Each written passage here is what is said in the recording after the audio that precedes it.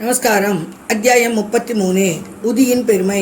தேல்கடி, plague வியாதிகள் குணமாக்கப்படுதல், jam தேர் அற்புதம், நாராயண் ராவின் வியாதி, பாலா புவா சுதார், அப்பா சாஹேப் குல்கர்னி, ஹரிபாவ் கர்னிக்.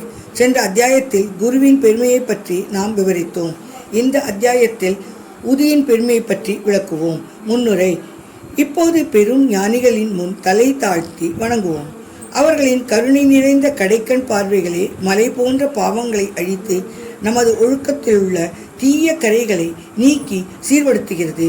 அவர்களின் சாதாரண பேச்சே நல்ல உபதேசத்தை அளித்து நமக்கு அழியாத இன்பத்தை நல்குகிறது. இது எங்களுடையது, அது உங்களுடையது என்று பாகுபாடு அவர்கள் மனதில் எழுவதே இல்லை. அவர்களது கடனானது இப்பிறவியிலும் இனி பிறவிகளிலும் நம்மால் திருப்பிக் கொடுக்க போவதே இல்லை. உதி. பாபா அனைவரிடம் இருந்து தட்சிணியை பெற்றார். இவ்வாறாக சேகரிக்கப்பட்ட பணத்திலிருந்து அவர் பெருமளவு தர்மத்திற்கு மீதியை விறகு வாங்குவதற்கும் செலவழித்தார். அவர் எப்போதும் எரியப்பட்டு கொண்டிருந்த துணி என்ற பெரிய நெருப்பில் விறகை இட்டார். இந்நெருப்பிலிருந்து வரும் சாம்பலானது உதி என்று அழைக்கப்பட்டது. பக்தர்கள் ஷீரடியை விட்டு புறப்படும் சமயத்தில் இந்த உதியானது தாராளமாக விநியோகிக்கப்பட்டது. இந்த உதியினால் பாபா குறிப்பிடுவது அல்லது உபதேசிப்பது இப்பிரபஞ்சத்தில் காணப்படும் நிகழ்ச்சிகள் யாவும் சாம்பலை போன்ற நிலையற்ற பொருள் என்பதே. பஞ்சபூதங்களால் அமைக்கப்பட்டதும் உடம்பானது அவைகளின் எல்லா இன்பங்களையும் துய்த்து முடித்து ஓய்ந்த பின்னர் சாம்பலாக்கப்படும். அவர்கள் உடல் சாம்பலாக்கப்படும் என்ற உண்மை பக்தர்களுக்கு நினைவூட்டவே பாபா உதியை வழங்குகிறார். பிரம்மம் ஒன்றே மெய்ப்பொருள் என்பதை, பிரபஞ்சம் நிலையற்றது என்றும், தந்தை தாய் மகன் இவர்கள் யாரும் உண்மையில் நம்முடையவர் அல்ல என்றும் இதனால் உபதேசித்தார். இவ்வுலகத்துக்கு நாம் தனியாக வந்தோம், தனியாகவே உலகை விட்டு போக வேண்டும். உதி பலவிதமான உடல் மன நோய்களை குணப்படுத்துகிறது என்பது அறியப்பட்டது. இப்போது கூட அறியப்பட்டு கொண்டு இருக்கிறது. நித்திய அனித்திய வஸ்துக்களை பகுத்துணரும் விவேகம் அல்லது அனித்திய வஸ்துக்களில் பற்றின்மை முதலியவனை தத்துவங்களை பாபா அவரது உதி தட்சணையின் மூலம் அடியவர்களின் காதுகளில் ஓத விரும்பினார். தன்னையும் விவேகத்தையும் பின்னது பற்றின்மையும் நமக்கு அறிவுறுத்தியது. இவ்விரண்டும் நம்மிடத்தில் இருந்தால் ஒழிய நாம் எம் சம்சார சாகரத்தை கடக்க முடியாது. எனவே பாபா தட்சணையை கேட்டு பெற்றார். அவர்கள் விடை பெறும்போது உதியை பிரசாதமாக அளித்து அதை அவர்கள் நெற்றியில் இட்டு தமது வரம் நல்கும் கரத்தை அவர்கள் தலை மீது வைத்தார். பாபா மகிழ்வான மனநிலையில் இருக்கும்போது ஆனந்தமாக பாடுவார். அத்தகைய ஒரு பாட்டு உதியை பற்றியதாகும்.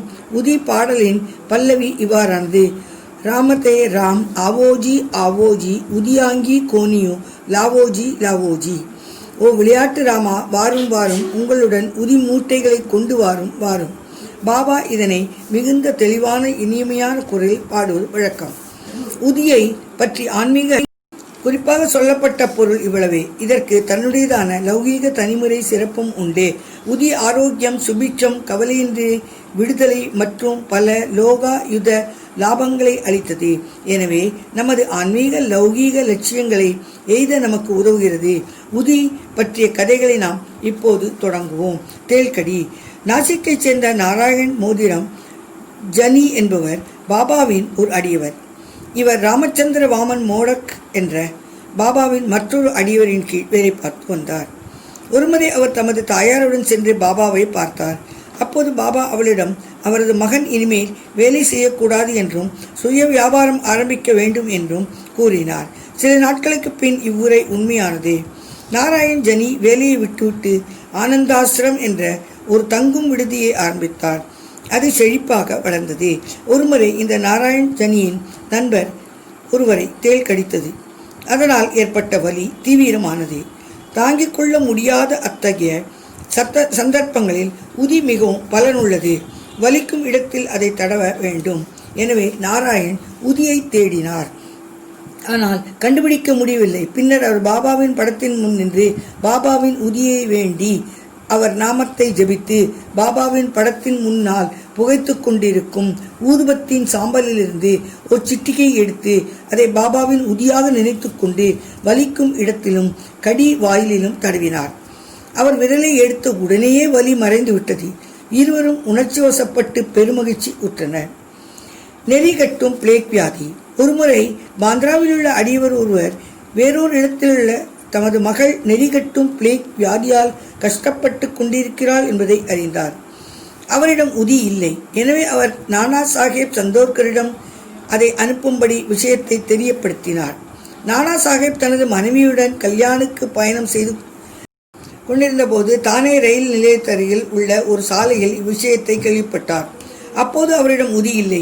எனவே அவர் தரையிலிருந்து கொஞ்சம் மண்ணை எடுத்து பாபாவை தியானம் செய்து அவரது உதவியை தொழுது வேண்டிக் கொண்டு அருகில் இருந்த தனது மனைவியின் நெற்றியில் இட்டார். அடியவர் இவை எல்லாவற்றையும் கண்டார். பின்பு அவர் தமது மகள் வீட்டுக்கு சென்றபோது 3 நாட்கள் கஷ்டப்பட்டு கொண்டிருந்த தனது மகள் தானே ரயில் நிலையத்தர்கள் நானா சாஹிப்பை வேண்டிக் கொண்ட அதே சமயத்திலிருந்து குணமடையலானாள் என்பதை அறிந்த விஷயம் மகிழ்ச்சியை அடைந்தார். ஜாம்னேர் அற்புதம். சுமாராக 1904-5 ஆண்டில் நானே சாஹிப் சந்தோர்கர் ஷீரடியிலிருந்து 100 மைல்களுக்கு அப்பால் உள்ள காந்தேஷ் ஜில்லாவில் உள்ள ஜாம்னேரின் மமல்தாராக இருந்தார். அவரது மகளான மைனாத்தாயி கருவுற்று பிரசவிக்க இருந்தாள். அவளது பிரசவம் மிகவும் கஷ்டமாகி 2-3 நாட்கள் பிரசவ வேதனையால் கஷ்டப்பட்டு கொண்டு இருந்தாள். நானே சாஹிப் எல்லாவித பரிகாரங்களையும் செய்து முயற்சியும் பலனில்லை. அவர் பாபாவை நினைவு கூர்ந்து அவரின் உதவியை தொழுது வேண்டினார். அப்போது ஷீரடி பாபு கீர் பூவா என்ற பாபா குறிப்பிடும் ராம் கீர் பூவா என்பவர் காந்தேஷில் உள்ள தமது சொந்த ஊருக்கு போக கிளம்பினார். பாபா அவரை கூப்பிட்டு அவர் வீட்டுக்கு போகும் வழியில் உள்ள ஜாம்னேரில் சிறிது தங்கி ஓய்வு எடுத்துக்கொண்டு செல்லுமாறும் நானா சாஹேபிடம் உதியை ஆரத்தியும் அளிக்கும்படியும் சொன்னார். ராம் கீர் புவா தன்னுடைய 2 ரூபாய்கள் தான் இருப்பதாகவும் ஜல்காவன் வரையிலுள்ள ரயில்வே கட்டணத்துக்கு மட்டுமே அது போதுமானது என்றும் ஜல்காவனில் இருந்து 30 மைல் தூரத்திலுள்ள ஜாம்னேர் வரை போவது தம்மால் இயலாது என்றும் கூறினார். இதற்கு பாபா எல்லா ஏற்பாடுகளும் செய்யப்படுமாதலால் அவரை கவலைப்பட வேண்டாம் என்று உறுதியளித்தார். பின்னர் மாதவ் அட்கர்லால் புனையப்பட்ட புகழப்பெற்ற ஆரத்தி பாடல்களை ஷாமாவிடம் எழுதச் சொல்லி அதன் பிரதியை உதவியுடன் ராம்கீர் புவாவிடம் கொடுத்து நானா சாஹேபிடம் கொடுக்கும்படி கூறினார். பின்னர் ராம்கீர் புவா பாபாவின் மொழிகளை நம்பி ஷீரடியை விட்டு புறப்பட்டு ஜல்காவனை அதிகாலையில் 2 மணி அளவில் அடைந்தார். அப்போது அவரிடம் 2 அணாக்கள் மீதி இருந்தன. மிகவும் நெருக்கடியான நிலையில் இருந்தார். அவரது பெரும் சுமை தனிவுறும் வகையில் யார் ஷீரடியைச் சேர்ந்த பாபு கீர் புவா என்று யாரோ கூப்பிடுவது கேட்டது. பின்னர் அவர் அவனிடம் சென்று தாமே பாபு கீர் புவா என்று கூறினார். தாம் நானா சாஹேபிடம் இருந்து வருவதாகவும் அவருடைய வேலையாள் என்றும் கூறி நல்ல ஜோடி குதிரைகளுடன் கூடிய ஒரு பிரதானமான வண்டியிடம் அழைத்து சென்றார். அவர்கள் இருவரும் அதில் பிரயாணம் செய்தார்கள். வண்டி வேகமாக ஓடியது. அதிகாலையில் அவர்கள் ஓடக்கரை ஒன்றை அடைந்தனர். வண்டியோட்டி குதிரைகளை தண்ணீர் குடிக்க அழைத்துச் சென்றான். பியூன் ராம் கீர் புவாவை சிறிது உணவு உட்கொள்ளுமாறு கூறினான். பியூனின் தாடி மீசை இவைகளையெல்லாம் பாபு கீர் புவா பார்த்துவிட்டு அவனை முகமதியனாக சந்தேகப்பட்டு எவ்வித சிற்றுண்டிகளையும் அவனிடமிருந்து பெற விருப்பம் இல்லாதவராய் இருந்தார். ஆனால் வேலையாளோ தாம் ஒரு ஹிந்து கார்வாலை சேர்ந்த சத்திரியன் என்றும் நானா சாஹேப் இந்த சிற்றுண்டிகளையெல்லாம் அனுப்பி இருப்பதாகவும் அதை ஏற்றுக்கொள்வதில் எவ்வித கஷ்டமோ சந்தேகமோ வேண்டியதில்லை என்றும் கூறினான். பின்னர் அவர்கள் இருவரும் சிற்றுண்டி உண்டு மீண்டும் புறப்பட்டனர். பொழுது விடியும் போது ஜாம்னேரை அடைந்தனர். பாபு கீர் புவா சிறுநீர் கழிக்கச் சென்று சில நிமிடங்களில் திரும்பி வந்தார். அப்போது குதிரை வண்டியோட்டியையும் காணாது பேச்சற்றவர் ஆனார். பின்னர் அருகிலுள்ள கச்சேரிக்கு சென்று விசாரித்து மமல்தார் வீட்டில் இருப்பதை அறிந்து கொண்டார். நானா சாஹேபின் வீட்டுக்கு சென்று தம்மை அறிமுகப்படுத்தி கொண்டு பாபாவின் உதியையும் ஆரத்தையும் அளித்தார். இத்தருணத்தில் மைனா தாயின் விஷயம் மிக தீவிரமடைந்து வீட்டில் இருந்தோர் அனைவரும் அவளை குறித்து ஆழ்ந்த கவலையுற்றனர். நானா சாஹேப் தனது மனைவியை அழைத்து உதியை தண்ணீரில் கரைத்து கொடுக்கும்படியும் ஆரத்தியை பாடும்படியும் கேட்டுக்கொண்டார். பாபாவின் உதவி உற்ற சமயத்தில் கிடைத்ததனால் அவர் நினைத்தார், சில சமயங்களில் பிரசவம் பத்திரமாக ஆனது என்று கண்டம் கடந்து போய்விட்டது என்றும் பிரசவ அறையிலிருந்து செய்தி கிடைத்தது. ராமு கீர் புவா நானா சாஹேபிடம் பியூன், வண்டி, சிற்றுண்டி முதலியவர்களுக்காக நன்றி செலுத்திய போது நானா பெருமளவு ஆச்சரியப்பட்டார். ஏனெனில் அவர் ஸ்டேஷனுக்கு ஒருவரையும் அனுப்பவில்லை. ஷீரடியிலிருந்து எந்த ஆள் வருவதும் அவருக்கு தெரியாது. தானேவை சேர்ந்த திரு BV தேவ் என்னும் ஓய்வு பெற்ற மம்லதார் இதை பற்றி நானாவின் புதல்வனான பாபுரேவ் சந்தோர்கரிடம் ஷீரடியைச் சேர்ந்த ராமு கீர் புவாவிடமும் விசாரித்துவிட்டு தன்னைத்தானே திருப்திப்படுத்தி கொண்ட பின்பு சாயிலீலா சஞ்சிகையில் ஒரு பகுதி உரைநடையாகவும் ஒரு பகுதி கவிதையாகவும் கொண்ட கட்டுரை ஒன்றை எழுதியிருக்கிறார். சகோதரர் BV நரசிம்ம சுவாமியும் மைனாதாயி, பாபு சாஹேப் சந்தோர்கர், ராம்கீர் புவா இவர்களிடம் இருந்து 1/6/1936, 16/9/1936, 1/12/1936 ஆகிய தேதிகளில் இடப்பட்ட வாக்குமூலத்தை பெற்று அடியவர்களின் அனுபவங்கள் பகுதி 3 பதிப்பித்து இருக்கிறார். பாபு கீர் புவாவின் வாக்குமூலம் கீழ் வருமாறு. ஒரு நாள் பாபா என்னை அவரிடம் அழைத்து உதிப்புட்டிலம் ஒன்றை, பாபாவின் ஆர்த்தியின் பிரதி ஒன்றையும் கொடுத்தார். அச்சமயம் நான் காண்டேஜ் போக வேண்டி இருந்தது. பாபா என்னை ஜாம்னேர் போகும்படியும் ஆரத்தி பாடலையும் உதியையும் ஜாம்னேரில் நானா சாஹேப் சந்தோர்கரிடம் கொடுக்கும்படியும் கூறினார். என்னிடம் இருப்பதெல்லாம் ரூபாய் 2. கோபர்காவிலிருந்து ஜல்கான், பின்னர் வண்டியில் ஜல்காவிலிருந்து ஜாம்னேர் செல்வதற்கு அது எங்கனம் போதும் என்று நான் அவரிடம் கேட்க கடவுள் கொடுப்பார் என்று கூறினார். அன்று வெள்ளிக்கிழமை நான் உடனே புறப்பட்டேன். மன்மாட் இரவு 7:30 மணிக்கு சென்றேன். பின்னர் ஜல்காவனில் இருந்து 2:45க்கு சென்றேன். 5 நாட்களில் பிளேக் கட்டுப்பாடுகள் விதிக்கப்பட்டு இருந்தது. எனக்கு மிகவும் கஷ்டமாக இருந்தது. ஜாம்னேர் செல்வதற்கு என்ன செய்ய வேண்டும் என்று நான் கண்டுபிடிக்க வேண்டியது இருந்தது. காலை சுமார் 3 மணி அளவில் பூட்ஸ், டர்பன், நல்ல உடைகளுடன் கூடிய ஒரு வேலையாள் என்னிடம் வந்து என்னை வண்டியில் அமர்த்தி ஓட்டிச் சென்றான். நான் திகிலுடன் இருந்தேன். வழியில் பாகூரில் சிற்றுண்டி உட்கொண்டேன். ஜாம்னேரை நாங்கள் அதிகாலையில் அடைந்தோம். நான் சிறுநீர் கழிக்கச் சென்று திரும்பிய போது குதிரை வண்டியை காணவில்லை. வண்டிக்காரனும் மறைந்து போனான். நாராயண் ராவ். பக்தர் நாராயண் ராவ் பாபா வாழ்ந்திருக்கும் போது 2 முறை அவரை சந்திக்கும் நல் அதிர்ஷ்டம் பெற்றிருந்தார். பாபா காலமான 1918க்கு 3 ஆண்டுகளுக்கு பின்னர் அவர் ஷீரடிக்கு வர விரும்பினார். ஆனால் வர இயலவில்லை. பாபாவின் மகா சமாதியான ஓர் ஆண்டிற்குள் அவர் நோய்வாய்ப்பட்டு மிகவும் அவதியுற்றார். எல்லாவிதமான சிகிச்சைகளுக்கும் அவருக்கு பலன் அளிக்கவில்லை. எனவே பாபாவை அல்லும் பகலும் தியானித்தார்.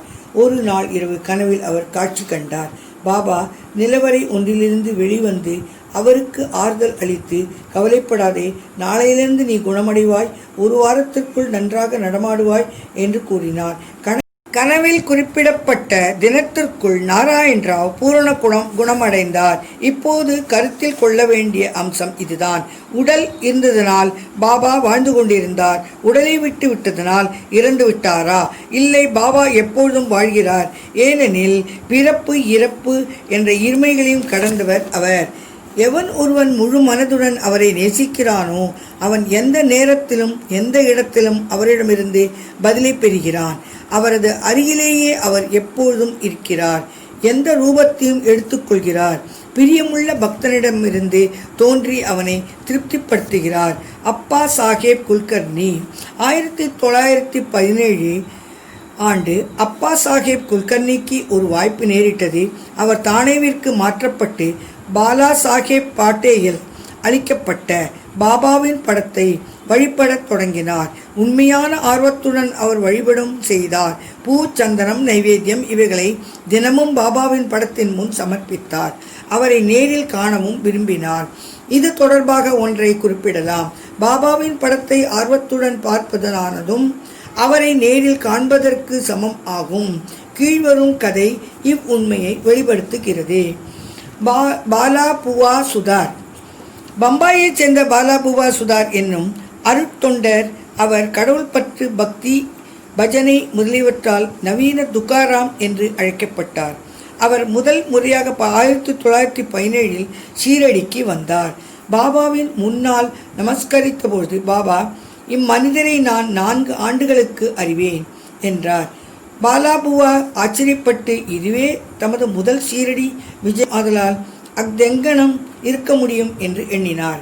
ஆனால் அதை பற்றி தீவிரமாக சிந்தித்தபோது 4 ஆண்டுகளுக்கு முன்னர் பம்பாயில் பாபாவின் படத்தின் முன்னர் வீழ்ந்து நமஸ்கரித்து நினைவிற்கு வந்தது. தனக்குள் அவர் ஞானிகள் எத்தனை நிறை பேரறிவு உடையவர்களாகவும் சர்வ வியாபிகளாகவும் இருக்கிறார்கள். தமது அடியவர்களிடம் அவர்கள் எத்தகைய அன்புடன் விளங்குகின்றனர். அவர் தம் புகைப்படத்தின் முன்னர் மட்டுமே தான் நான் பணிந்தேன். இவ்வுண்மை பாபுவால் கவனிக்கப்பட்டது.